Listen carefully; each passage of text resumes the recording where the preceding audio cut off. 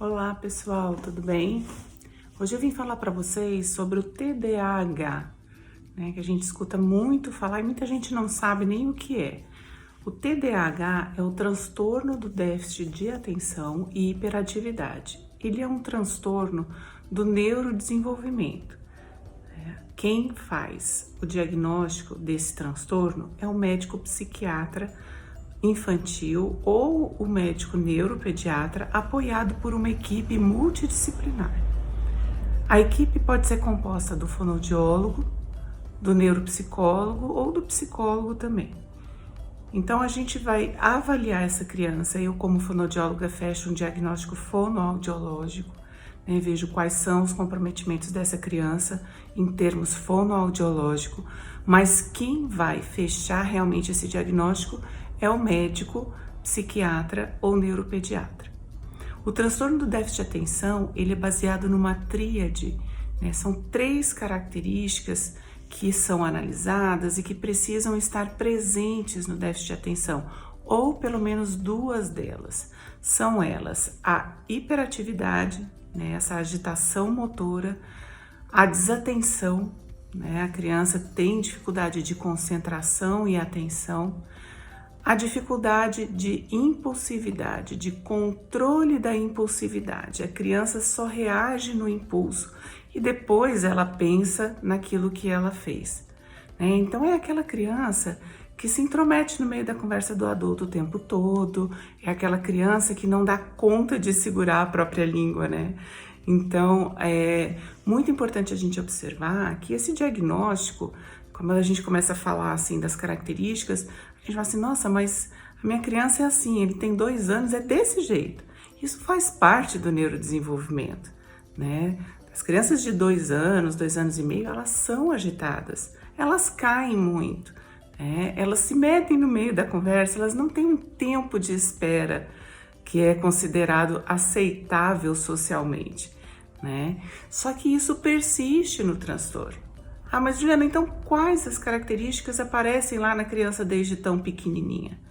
Normalmente um bebê que não dorme, aquele bebê sempre muito agitado, sempre muito aquela excitação motora, né? Ou que dorme através de uma agitação também, assim, tem mães que relatam, olha, eu fico horas segurando meu bebê e sacudindo e girando e dançando, porque caso contrário ele não dorme.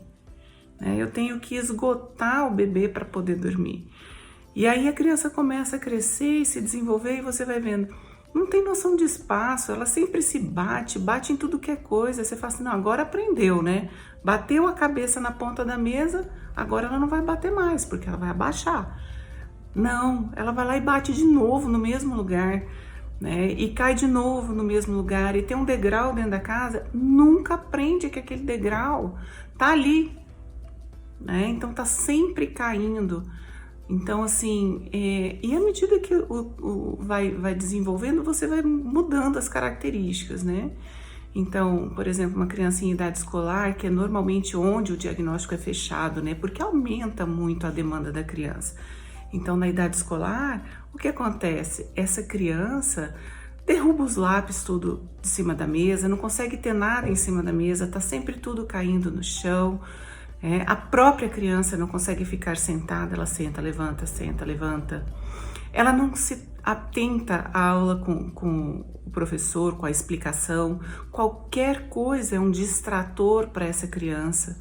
Ah, mas ela está sentada na primeira fila, mas ali na primeira fila tem a borracha dela, que solta aqueles pedacinhos, e aí ele se atenta àqueles pedacinhos da borracha, acabou a aula, percebe? Então assim, são pequenas coisas que você vai conseguindo entender o diagnóstico nessas características. A outra questão, a professora começa a falar, ele tem sempre alguma coisa para perguntar. Ele sempre entra na explicação, muitas vezes falando coisas que não tem nada a ver com o assunto. Isso acontece também nas rodas de conversa, né? A criança entra no assunto sem ter nada a ver com o que estava todo mundo conversando. Então, isso começa a afetar essas crianças, esses jovens adultos, esses adultos socialmente. Muitas vezes sim é necessário uma medicação para dar para essa pessoa um autocontrole, né? Para dar mais atenção, mais foco naquilo que está fazendo.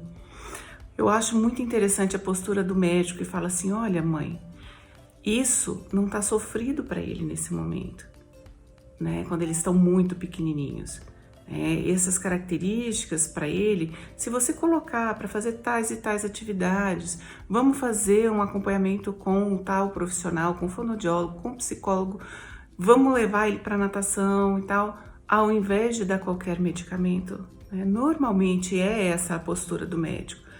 O médico fala: eu não vou dar remédio para você se acalmar, mãe. A gente tem que tentar dar o que a criança está precisando nesse momento. Mas vai chegando num ponto que isso não é possível mais, que a criança começa sim a ficar sofrida, porque não é aceita, não tem amigos, ninguém chama para festa, e aí você tem que começar a desconfiar. Bom, pessoal, eu acho que eu tenho esclarecido, né, tenha conseguido esclarecer para vocês alguns pontos sobre o déficit de atenção e hiperatividade. Nós estamos à disposição para esclarecer qualquer coisa a mais que vocês queiram perguntar. Ok? Deixa sua pergunta aí que a gente vai respondendo. Um abraço para vocês.